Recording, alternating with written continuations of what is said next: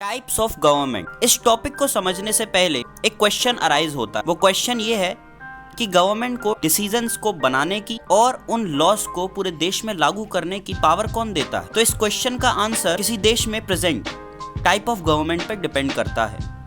एक डेमोक्रेसी में लोग गवर्नमेंट को ये पावर देते हैं और वो इस चीज़ को कैसे करते हैं, इलेक्शंस के थ्रू, जिसमें वो पर्टिकुलर पर्सन्स को वोट देते हैं और उन्हें चुनते हैं। इलेक्ट होने के बाद ये जो पर्सन्स होते हैं ये गवर्नमेंट बनाते हैं। एक डेमोक्रेसी में गवर्नमेंट को अपने एक्शंस को और डिसीजंस को लोगों के सामने डिफेंड भी करना पड़ता है और एक्सप्लेन भी करना पड़ता है। एक और फॉर्म होती है गवर्नमेंट की जिसे मोनार्की कहा जाता है। मोनार्क मतलब किंग या क्वीन, उनके पास पावर होती है डिसीजंस को बनाने की और गवर्नमेंट चलाने की। ये जो मोनार्क होता है इसके पास एक स्मॉल ग्रुप ऑफ पीपल होता है जिसके साथ वो मैटर्स डिस्कस करता है, लेकिन जो फाइनल डिसीजन मेकिंग की पावर होती है वो मोनार्क के हाथों में ही होती है। यानी उस देश में अगर राजा है तो राजा के हाथ में होगी, या फिर अगर रानी हो तो रानी के हाथ में होगी। एक डेमोक्रेसी से अलग हटके मोनार्की में किंग्स और क्वींस को अपने एक्शंस या डिसीजंस को जनता के सामने डिफेंड नहीं करना पड़ता, ना ही एक्सप्लेन करना पड़ता है। सारी पावर्स उन्हीं के हाथ में होती है। अब हम बढ़ते हैं अपने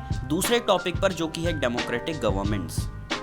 सो इंडिया क्या है? इंडिया एक डेमोक्रेसी है, एक लोकतंत्र है। और ये जो अचीवमेंट मिली है इंडिया को, ये भारत की जनता के द्वारा किए गए एक लंबे संघर्ष का परिणाम है। वर्ल्ड में ऐसी दूसरी जगह हैं जहां पर लोगों ने डेमोक्रेसीज के लिए स्ट्रगल किया है, जैसे साउथ अफ्रीका। अब आप ये समझ चुके हैं कि डेमोक्रेसी का जो मेन फीचर होता है वो ये होता है कि लोगों के पास पावर होती है अपने लीडर्स को इलेक्ट करने की। तो इस सेंस में डेमोक्रेसी का मतलब होता है लोगों के द्वारा शासन। बेसिक आइडिया ये होता है कि लोग खुद को रूल करते हैं, देश के लिए जरूरी सभी लॉस के मेकिंग में पार्टिसिपेट करके।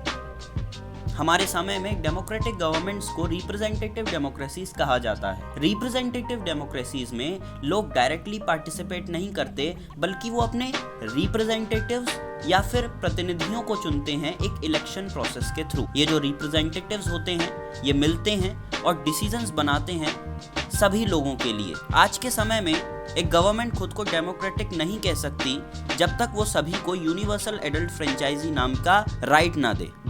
इसका मतलब होता है कि कंट्री के सभी एडल्ट्स के पास वोट करने का अधिकार हो। लेकिन हमेशा से ऐसा नहीं था। क्या आप मान सकते हैं कि एक ऐसा भी समय था जब सरकारें महिलाओं को और गरीबों को इलेक्शंस में पार्टिसिपेट नहीं करने देती थी। गवर्नमेंट्स की अर्लीस्ट फॉर्म्स में गवर्नमेंट्स केवल मेन और जिनके पास प्रॉपर्टी हो, जो कि पढ़े लिखे हों, उन्हीं को वोट करने का अधिकार देती थी।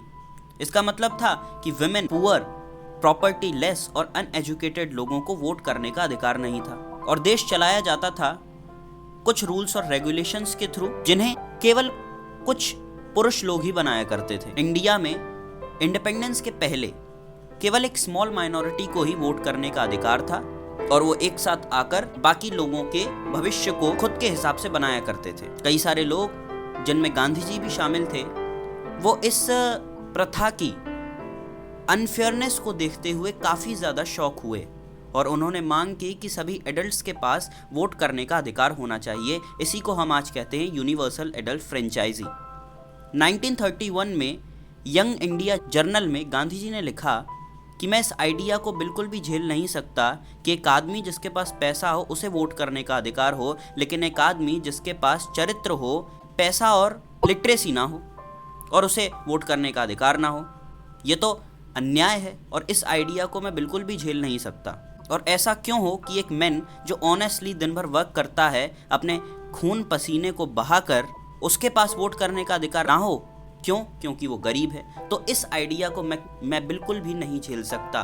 तो ये चीज़ कही थी गांधी जी ने 1931 में छपे अपने जर्नल यंग इंडिया में। तो आप सोच सकते हैं इस स्टेटमेंट को देखकर कि ये जो पहले की गवर्नमेंट्स किया करती थीं ये कितना अनफेयर हुआ करता था। और आज अगर हम इन दोनों गवर्नमेंट्स को अगर हम कंपेयर करें तो आप पाएंगे कि democratic governments are the best. So यही था इस चैप्टर का समापन। तो अगर आपको वीडियो पसंद आई हो तो इसे लाइक करें, अपने दोस्तों के साथ शेयर करें और हमारे चैनल को ऐसी ही इंटरेस्टिंग वीडियोस के लिए सब्सक्राइब करें। तब तक के लिए गुड बाय, टेक केयर।